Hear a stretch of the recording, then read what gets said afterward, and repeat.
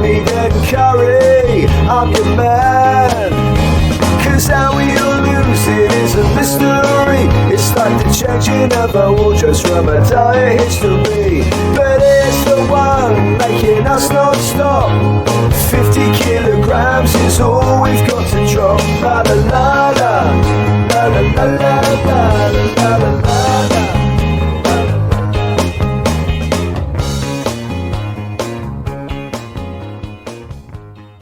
Ladies and gentlemen, welcome to this week's 0% Drop podcast. Joining me today is the wonderful co-host, Sam James. Sam, how are you? Yeah, I'm good, Ian. You all right? I'm good, thanks. I'm good. You had a good week? Yeah. I'm free from the injury, so I'm a free man. I'm a free spirit. I'm let loose again. Fair enough. What was the kind of lead time for that? The osteopath manipulated me on the I think he did it on the Wednesday. By Friday, I was feeling basically back to normal. Then did some football and running at the weekend, and touch wood, all good. Nothing bad to report. The osteopath is a magic man. Good man. Glad to have you back. Not whinging. Yeah, not this episode. How are you doing? You all right? Yeah, fine. Played 2 games of football on the weekend. Knees a bit wobbly, so I'm whinging this week. But it is what it is. Perfect. Like, following on from last week, we said that we wanted to speak to a beer connoisseur, right? Someone who knows their way around a pint, who also has had some experience with 0% beers. And we've managed to land what can only be described as arguably the biggest name in beer right now. And that the goat of pints. And he'll be joining us shortly. But for all the listeners that don't know, we are going to be joined today by Jason Hackett, who also is known as Prime Mutton on Instagram and YouTube, who does various beer reviews, particularly of stouts, while he's on the search for creamers on his channel. I'm nervous, Sam. I'm not going to lie. He's huge to me. I must get sent his videos 5-6 times an hour. You know what I mean? Yeah, I think it's great that someone me and you know of, we would talk about, and we've actually managed to land them on the pod as the connoisseur we wanted. Yeah. Literally, like, could we get a beer connoisseur? Let's aim for the stars straight away. He's come back.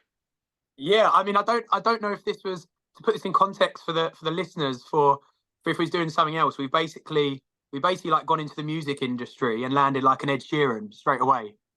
Yeah, exactly. Yeah, and look, I've been struggling to find the words of what I'm going to ask Jason. I'm not entirely sure. I think we should put it to the community as well. Just now, if anyone's got any questions, what do you want to know from the mutton? I'm just keen to know how long and how he's found himself on this journey and become so famous for being a connoisseur of obviously beers and stouts. But I'm also got some interest in regards to, I know that he's ranked and rated some 0% drinks, so I'll be keen to understand from him the sobriety aspect, if that's something he's embarked on for a short period, a longer period, and also what drinks he's tried and what he recommends. He regularly posts that he goes sober for periods of times or has like breaks, and he's done some reviews on some good beers, but he travels the world. I'd love to know what the 0% scene is globally. Yeah. Yeah.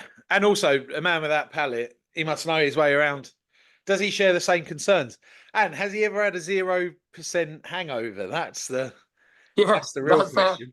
That's the question on all the listeners' lips. Do you know what? Since last week, it happened again. I think I'm onto something here. And also, I read somewhere that 0% beers can actually make you dehydrated.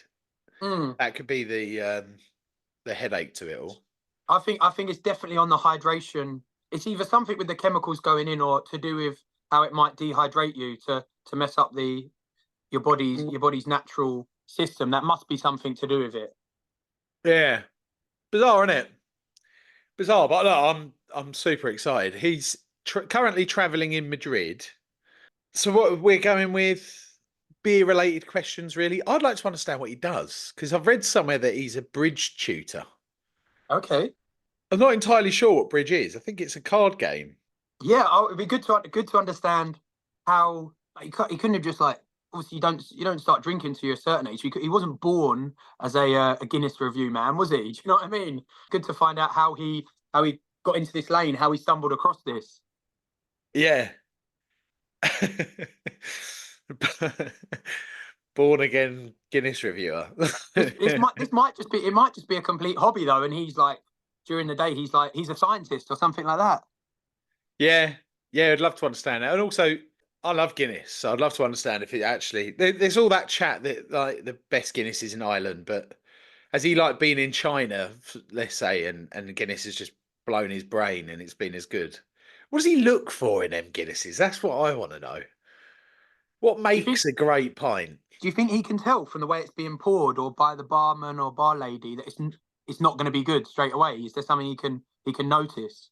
Yeah, from his videos, he talks about it being drunk into form. So yeah, all of that. I want to understand exactly what it is, because I've had some terrible pints, especially Guinnesses. Terrible. I think in a plastic glass, it's impossible to have a good Guinness.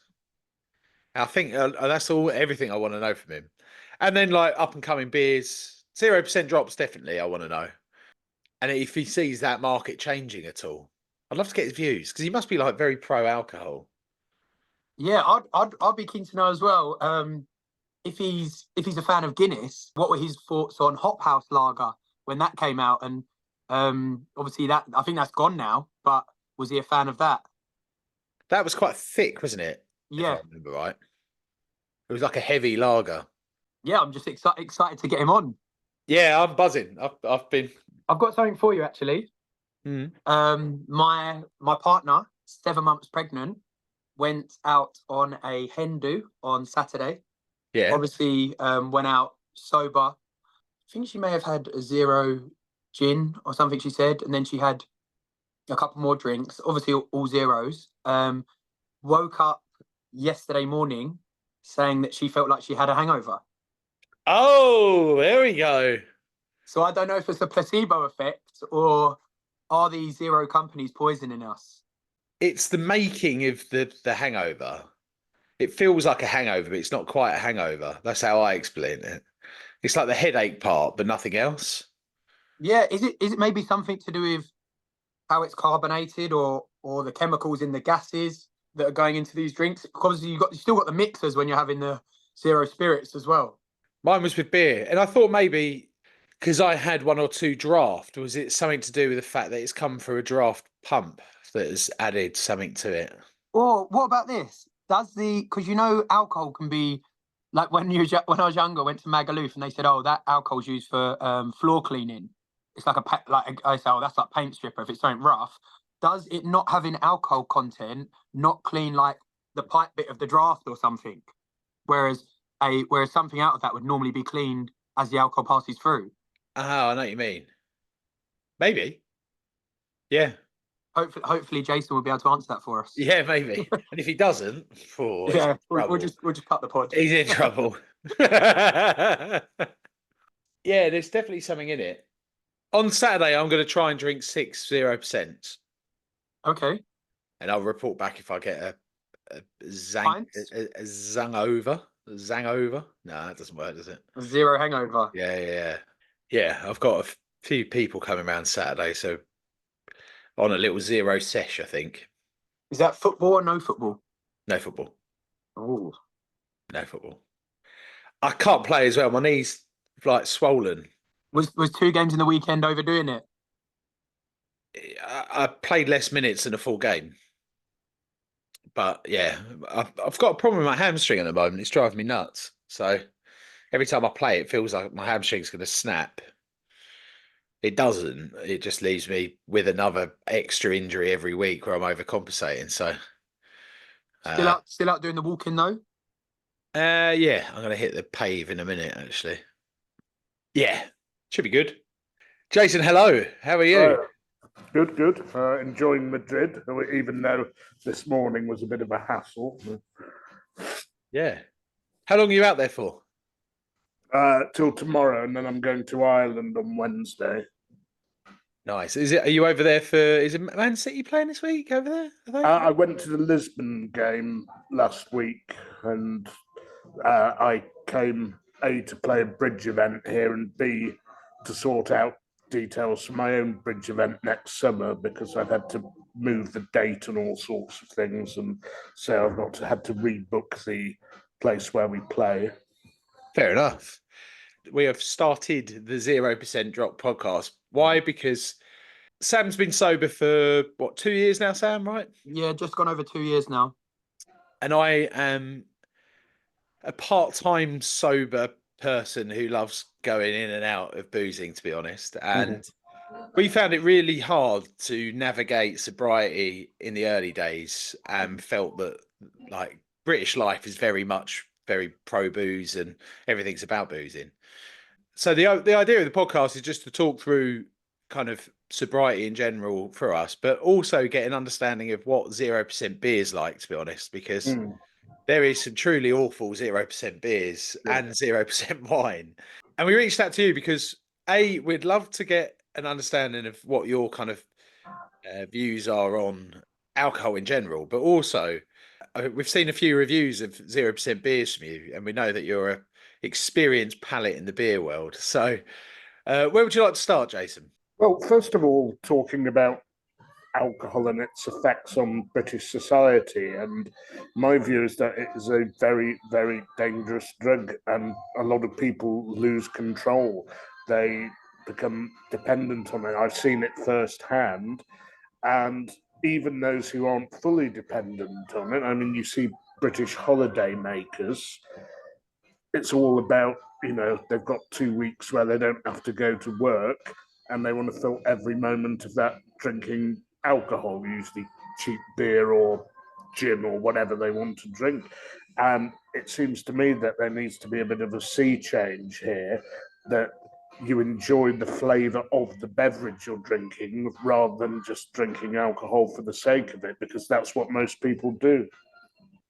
That's a big drive for me because I tend to get, when I come out of not drinking, I'll start with one night a week where I go for that, and the taste of a pint in my mind is unbeatable at times. Like, I know you're a big London Black fan. That stuff is the stuff of dreams. It's an incredible pint, and then I find myself creeping into 2 days, maybe 3 days, and 4 days, and then like I'm just not on it at work. I'm not with it during a week, so then I wind it back and go sober again. From your time, I know you have dry spells. How does that work, like for you throughout the year? Well, what happens is that because I have to review an awful lot of beer, what I do is I might have a day where I stack up 4 reviews, 4 pints, 4 different places, and then maybe have a couple of days where I have nothing at all. A lot of people think I'm on it all the time because I post something nearly every day, but that is actually far from the truth. I never drink at home, with the odd exception of reviewing a can that a brewery sent me. And I deliberately put aside days where I don't drink. And when I have bridge tournaments I play, if it's a serious one, I've got a 48-hour rule, and that means 2 days before the event starts, I won't touch alcohol until the event finishes. Although I do drink non-alcoholic beers during these periods sometimes. Is your profession bridge? Yeah, I play at international level, but I obviously do quite well now out of social media. Yeah, and life before social media. Like, Yeah. What was your kind of rise to fame? Because I get sent your videos probably 6 times a day, but Well, in terms of YouTube, that steadily grew, and then when I went to watch Man City lose in the last couple of minutes at Real Madrid, of course, the other City vloggers all cut their video off after Mahrez scored and we were 1-0 up in the Bernabeu. I was the only one who filmed the whole thing and posted the whole thing. So I got deluged by Real Madrid fans wanting to watch his reactions from the losing end. and I got like I said, well over 100,000, I think 120,000 views from that one, and it really got my YouTube channel going. The Instagram is a different matter because whilst I'd had that for a long time, my account, it's just like a few pics that friends might see, which is what most people do on Instagram, you know, post pictures of food, drink, beaches, mountains, or whatever they want to show their friends. And during the lockdown, it occurred to me that there are a lot of people posting a lot of very average content on these sites. And I thought, well, hang on. When it comes to, for example, rather Guinness in Ireland, I've driven all around the country in the 90s, the early 2000s. And I'm thinking these people who just go to Temple Bar in Dublin, well, they don't know what they're doing. And I'm thinking, well, hang on, I can do better than this. And we all watched loads of social media during the lockdowns. And I bought a load of cameras and microphones, and I got myself going and basically learned how to film. And I think the thing that made my channel popular is that I went to interesting places, not only to the better places in Dublin, other parts of Ireland as well. And breweries in Britain, because some people like my pale ale reviews.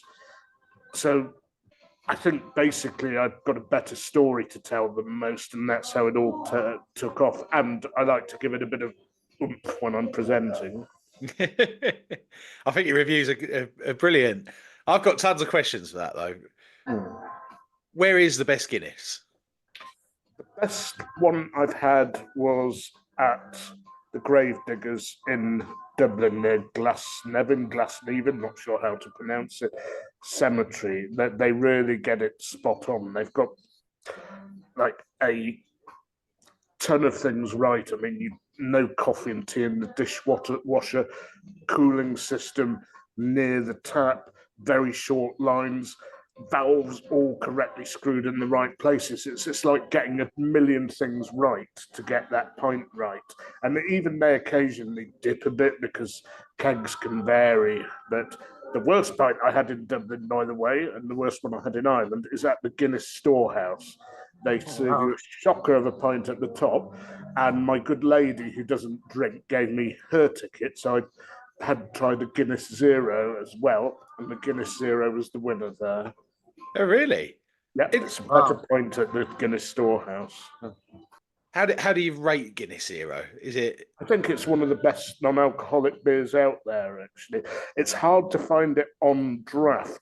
I think the Devonshire in London is the only place in Britain that has it, but it's available on draft all over Ireland. It's okay in cans, but it's much better on draft. And it really does come close to the... It's a little sweeter because you have to do something when the alcohol's taken out to try and replicate the flavour. But apart from that little bit of extra sweetness, it's really quite a nice drink. Yeah, I totally concur that. I think we're both Guinness Zeros fans, aren't we, Sam? Yeah, I was just going to ask you a question on that, Jason. So, as you mentioned, there's like on the Guinness website, there's a pub finder, and as you mentioned, it's got the Devonshire in London, but they're few and far between finding them on draft in England. In terms of the can, have you gone to a bar and ordered a Guinness Zero, and they've given you a can of it before? Yeah, some places just give me the can. 2 places I had it recently where they poured it.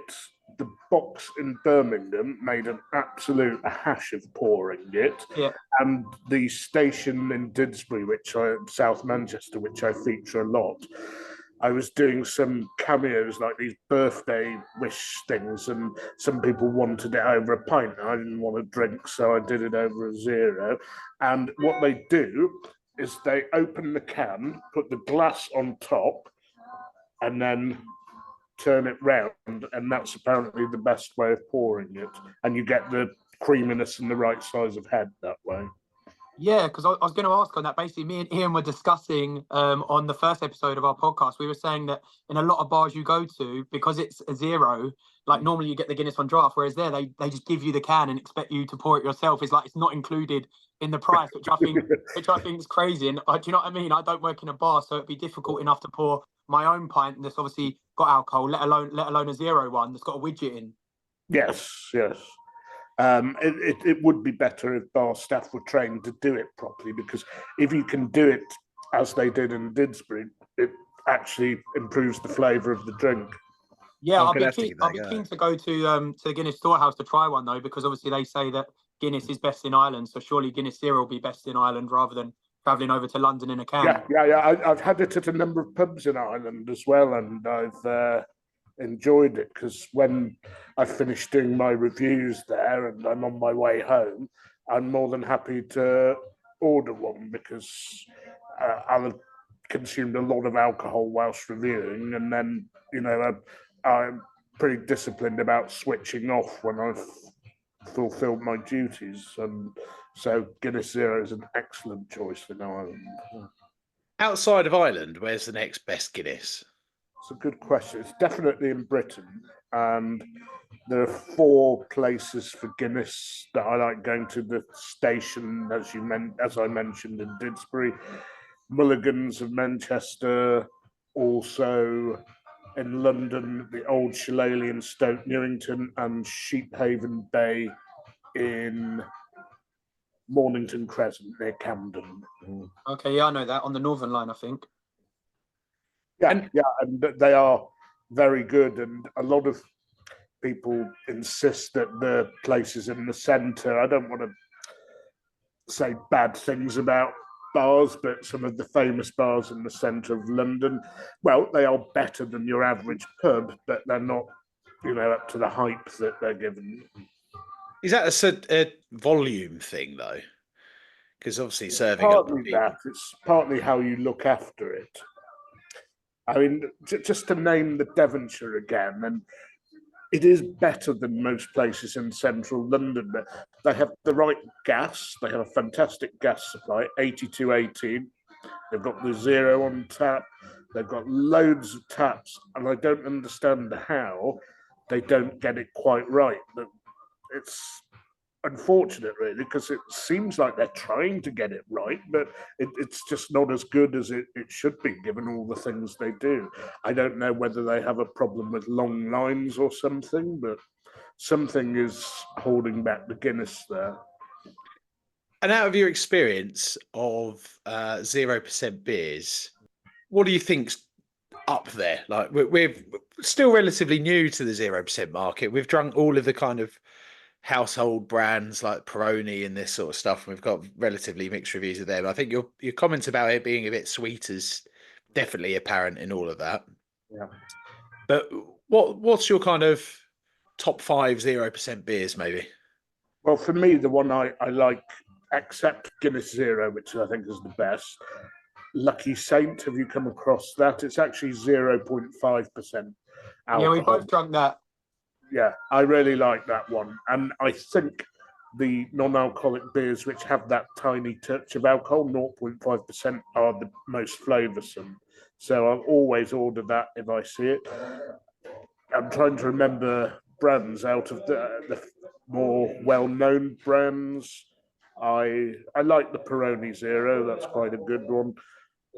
There are a couple of German 0% beers. I'm sorry, I can't remember the name. I have reviewed them, and I probably should have done some homework here. I think there's one called Hofmeister or something like that. I believe. Yeah, that's one of the older ones. It's not that one. It's like an attempt to make a Heller's beer 0.5%. I've had a couple of them, so I think they're probably quite consistent. Beck's Blues, that's another one that I quite like. I'm trying to think if there are any others that I've come across that I really like, because if they don't have those 4, then I've had a non-alcoholic San Miguel. That's quite nice. It's a bit malty, actually, that one is, which is unusual for lagers. We found that on tap in a football club in South London, actually, the other week, and it was a lovely surprise after a game of football to actually have a draft 0% beer. Yeah. Lucky Saint comes draft quite often, but yeah, the San Miguel was great. It was weirdly triggered me to want to have a couple of normal pints afterwards. I got in a bit of a rhythm. And stout wise, away from Guinness, what do you look for in a good stout or nitro porter? Well, first of all, there's what the actual bar does in terms of keeping it. If it's got a sour or metallic taste, it means that they're not keeping it well, or they're hardly selling any of it and it's stuck in the lines all the time. But I look for small hints of coffee, chocolate, sometimes very, very mild fruit flavors, but it has to be restrained. It doesn't have to be totally absent, like I found in Camden Stout or in one of the Irish ones, Forge. That's a very, very, it's too bland for me, that is. So there has to be some flavour. And I think Guinness and London Black are the two that really seem to have got the blend right. Some people find that there's a little bit too much coffee and chocolate in a London Black, and there are some very subtle forest fruit hints. So if you don't like those, okay, have a Guinness by all means. But those flavours of coffee and chocolate are present in a Guinness as well. The problem with a lot of English stouts is that they're very, very coffee heavy. A lot of them are. I mean, I drink tons of espresso every day, so I happen to like that. I can see how it can put people off. And what I think it is, I can't confirm this because I'm not a brewer, but they're roasting the barley too much or buying malt that's been heavily roasted, and then that's going to impart a coffee flavour. And when you walk into a bar, what would turn you off ordering a stout? Is there like certain things you can visibly see and tell? Yeah, first of all, nobody drinking it, and somewhere which would have a small number of locals and a fast turnover of one-time customers. So, for example, bars at transport hubs are particularly dangerous for ordering stout. Having a second tap is always a plus if there are two, or having two types of stout on tap, because it means that they're selling a reasonable amount if they have those on tap. But the biggest giveaway is nobody actually drinking it. The amount that's being served is the key. If the taps are running, then yeah, it's likely to be better. It isn't always better, because sometimes, unfortunately, you'll get people who think they're having a good pint of Guinness, but actually aren't, because they haven't been to the good places, and so they happily drink whatever's served up. Fair enough. Fascinating that. And where do you see the kind of 0% market going? Could you see a 0% I see it growing. bar? I see it definitely growing and expanding to other types of beer. One thing that they haven't got right is trying to brew pale ales with 0% alcohol. I had a pint, was it a can of the left-handed Giant Brewery's 0% pale ale. It's a brewery in Bristol, and I had actually at a bar in Manchester, and it's just like hop juice. It didn't taste of anything other than hops. So I think they've got a bit of work to do there. It's a very rare negative review I posted, because I just like to give positive reviews and not just throw away the negative ones. But the reason I gave the review is that the brewery is a very good brewery, and I like a lot of their other brews. So I hope they and other breweries can get that right and produce a decent non-alcoholic pale ale.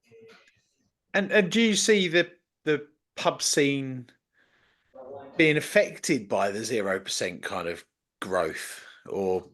Well, I think, like a lot of things, like technology, I think the pubs have to move with the times. It's definitely the case that younger people, and I meet a lot of younger people because Instagram users tend to be younger, and they drink less than people of my generation, and I think they're actually more likely to go for a non-alcoholic beer. Younger people are, so I think it's something they have to move with. And I hope, for example, Guinness Zero eventually becomes widespread on tap, as it has done in Ireland.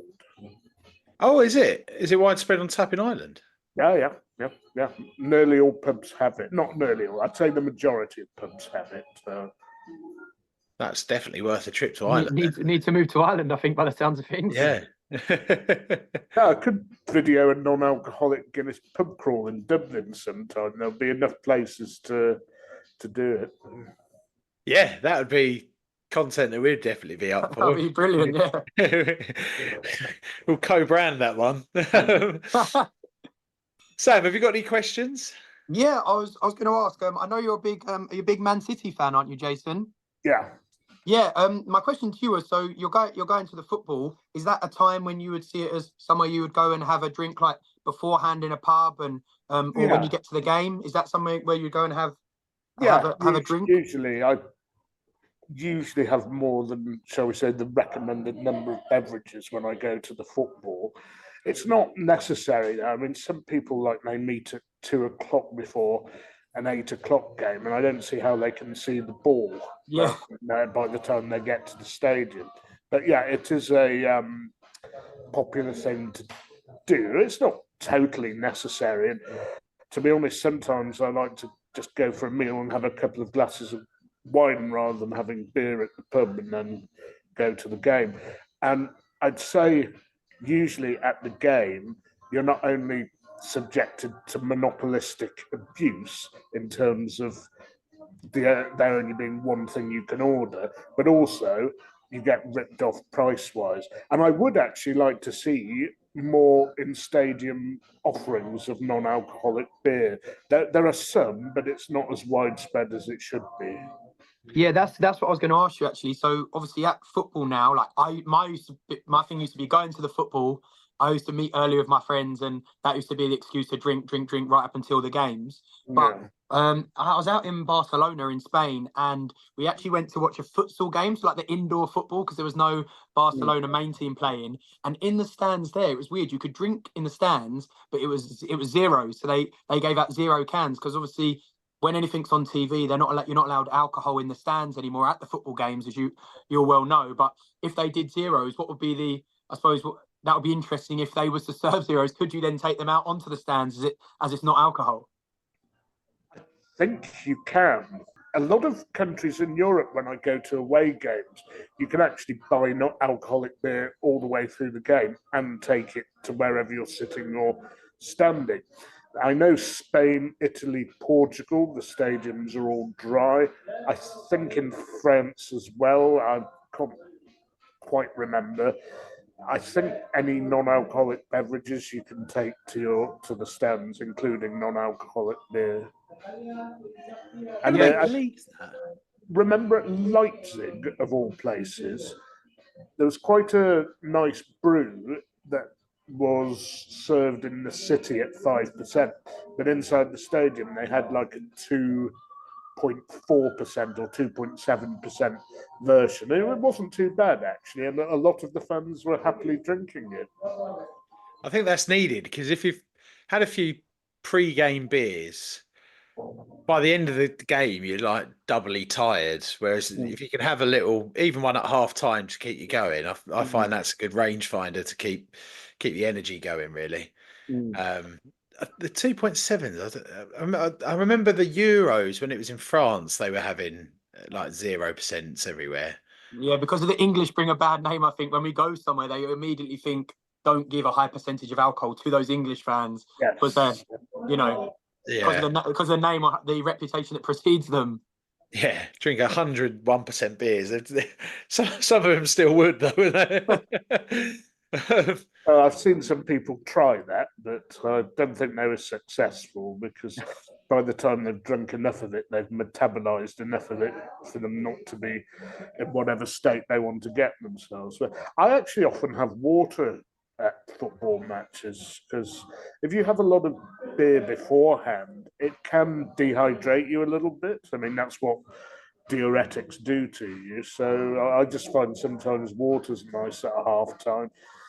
And if I'm not filming the match, I always have water at half time because I'd rather not have a bad beer. And the beers at football matches always, of course, served from plastic cups rather than glass, which is worse. And it's not somewhere where you wouldn't expect them to keep beer well at football stadia. So it's something I do more for the vlogs to make the vlogs more entertaining and more authentic. It's not actually what I'd normally do. So normally, if I weren't videoing a football match, I'd go for a meal and some wine, go to the game, have a water at half time, and then have a few pints afterwards. Yeah, I've never thought of that actually, because when I'd go and I'd drink a beer, you just get whatever's. You go to an away game. I'm a Crystal Palace fan, so follow them around the country. Go to the different grounds. Obviously not in Europe like Man City, but go round in England, and then I'd go and get a beer at half time, and it wouldn't be particularly good. But what only just since I've spoken to you, I haven't cottoned on that, thinking that during the week there's only one game on a Saturday, so that beer where it's being stored or how often that pump's being used is. It's only for a couple of hour period on that Saturday. Yeah. And if you're ever unsure, open a can of beer, whether it's alcoholic, non-alcoholic, pour half of it into a plastic cup, half of it into a glass, and taste the difference. Yeah. It's chalk and cheese different. Can you have a good pint of Guinness in a plastic cup? No. Yeah, I really struggle with that because it's not metallic, is it? It's like it's just something. It's just not. There's no life in it. The plastic slightly taints the flavour of the drink. Even if you have a glass of water from a plastic cup, it's completely different. It's why, for example, apart from the better look, a restaurant, if you order a bottle of, say, Evian water, will usually serve it from a glass bottle rather than from a plastic bottle. If you have the time and inclination to do so, just try that with a glass bottle and a plastic bottle of mineral water and see which you prefer. For me, it's very clear what's better. And I drink a lot of mineral water because I don't at all trust what's coming out of the taps these days with all the water scandals. I'm totally with you there. Yeah, I'm a bottle only guy. That's fascinating. And I see that you've recently released a merchandise range. I've bought a T-shirt. Oh wow! Somewhere here, but my brother's a massive fan, so I bought. We're gonna. Our plan is to wear the Prime Mutton merch to the darts this year. That's the. Oh wow, that would be fantastic. We might strike a chord with a lot of the people at the darts. Yeah, that's our plan. But what's next for the Prime Mutton Enterprises? What have you got? Anything exciting coming up? You mean in terms of trips and reviewing?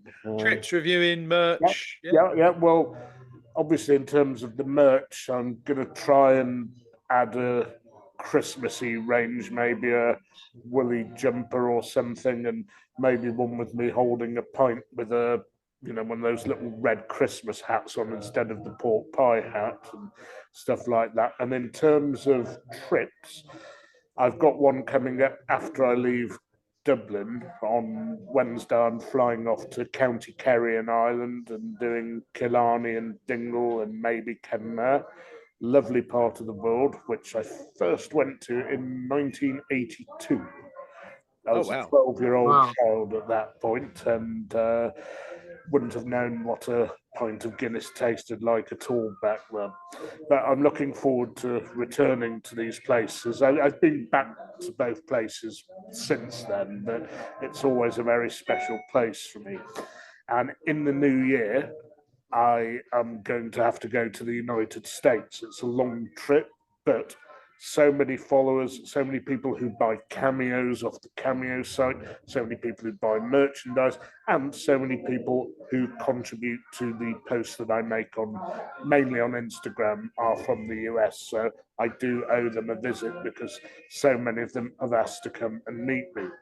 And to facilitate that, I'm doing something that nobody does at all. I'm actually going to have a dry December. Okay. Wow. You've heard of dry Novembers or Octobers and particularly Januaries, but for me, a dry December, simply because the way my lifestyle works, I don't have to revolve around public holidays to have time off to do whatever I want to do. And I find places during December are crowded. Christmas Eve, New Year's Eve, bars asking for tickets for admission fees. Whereas in January, they're basically begging you to come in. So I'd rather do my reviewing or socializing at that time. And if people say, oh, what about Christmas? What about New Year? No, come and meet me in January. Yeah, and to be fair, that'll add welcomed custom to a lot of pubs, I imagine, throughout the January month. That's fascinating. So I'm the opposite. I'm coming back on the booze in December, and it's only recently, last week, I've been really like itching for a pint. And again, my brother's a big London Black fan, and I went to the Arch House with him 2 weeks ago and watched him devour 6 pints or so. And yeah, their ale even looks beautiful. And I was sitting there I think they got Lucky Saint on in bottles, and yeah, I think that would be my first trip back. Yeah, well worth it. It is an absolutely beautiful pint. But I'd say you're getting it right if you can switch it on and off without having trouble doing so. I think if people do have trouble switching it off and not drinking some days or going for a while without drinking, I think, in my opinion, having seen people go, shall we say, down the Swanee, it's the right time to stop completely if you can't switch it off. I think generationally, there's a generation now that's coming through that aren't drinking, but I'm 33, and I think my generation really went at it quite hard. And I think that's picked up some habits when you get older that is really difficult to switch. So I, like many, go on these kind of sober spells, and it all started with a dry January, and then I stupidly signed up to a boxing fight, which kept me dry for 3 months. And I see loads of benefits of going sober, but it personally, I always enjoy the social elements of drinking, and also the taste of it all, and the whole experience of having a few pints with friends is the bit for me. I love my wine as well. Wine's another thing that I've been craving quite a lot. They haven't got that right in the sober world, have they? The 0% wines are I had one, and I thought it was awful. I've not actually tried the second one. Maybe there is a good one out there. But... Yeah, I've tried a few, and they've all tasted like paint stripper, to be honest. But a bit like, I've tried a few, and they're a bit like squash, a bit like a kind of cordial drink. Yeah, and then by that point, you might as well just have a cordial drink. Yeah. Just have water. Put some water with that. Yeah, absolutely. I'd say actually a good choice in terms of if you're somebody's struggling to stay off the booze and they're going out for dinner somewhere, something like an Indian or a Turkish or a Middle Eastern, where sometimes they don't even serve booze, but even if they do, their sort of yogurt drinks or water actually goes a lot better with the food. I love Indian or Pakistani restaurants drinking salty lassi, because I'm not so much into the sweet stuff, and some water with the food, and it actually goes quite well. Yeah, absolutely. I tried a mango lassi, I think, a while back. Like sweet is good. Yeah. Jason, thank you so much for coming on.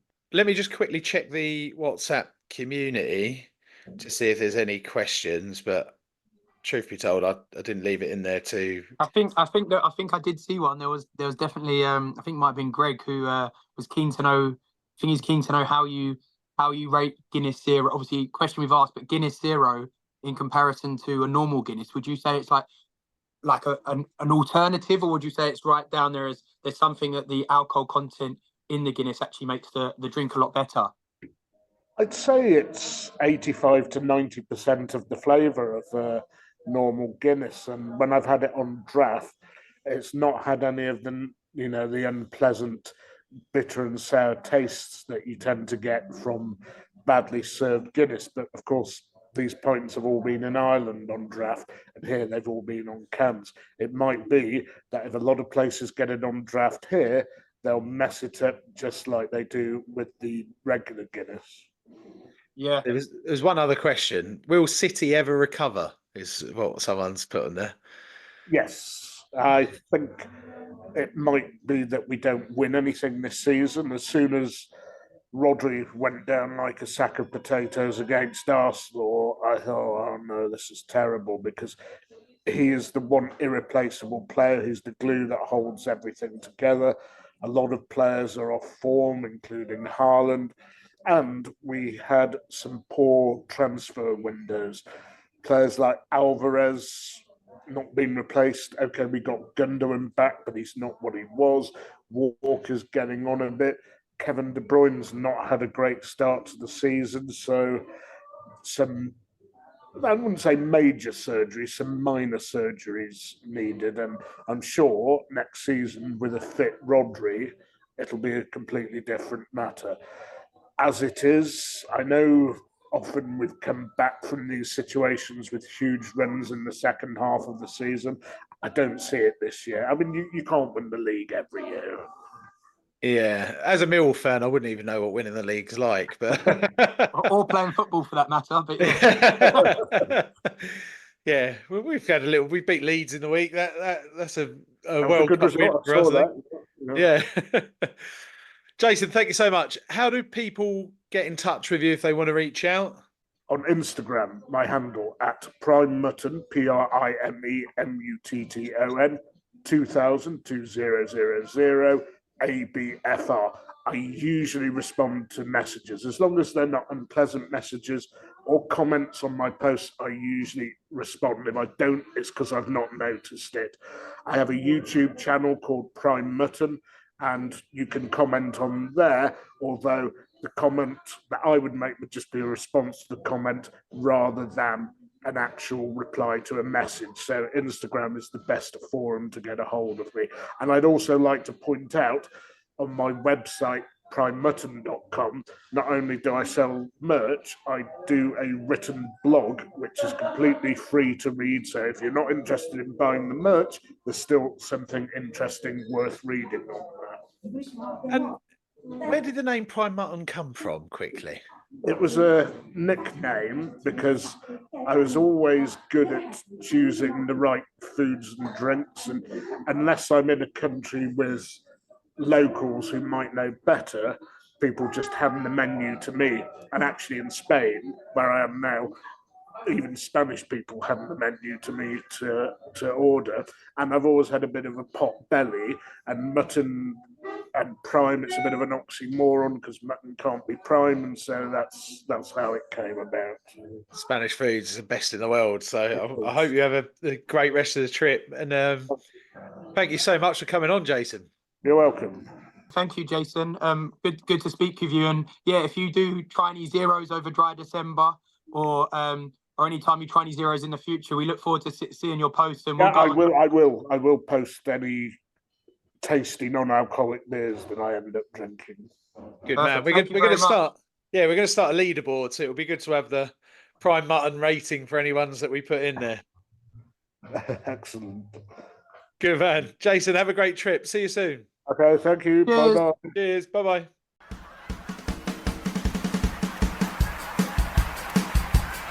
We've got some diet plans, health scans, sugar bans, fitness fans, PTs, injuries, laying off the Chinese, ball games, gym chains, protein gains and skin tight tops, and we ain't gonna stop until we hit the 50k. Drop, drop, drop, drop, drop, drop, drop. No excess fat, no FAT, no curry back, no guarantee. Rough or buff, lean on me. We'll end up as fit as a bear.